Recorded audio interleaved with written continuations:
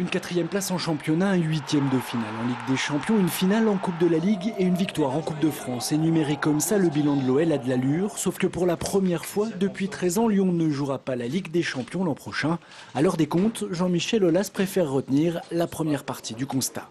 La 4e place du championnat, elle nous ouvre pour la 16e fois de suite une qualification à une Coupe d'Europe. Et 16 qualifications consécutives en Europe, c'est du jamais vu sur le plan des statistiques du football français. C'est du jamais vu, mais côté finance, ça n'arrange pas la situation de l'OL. L'été dernier déjà, Lyon avait revu sa politique, pas de transfert mirobolant et la chance donnée aux jeunes. Cet été, ça devrait continuer, austérité budgétaire.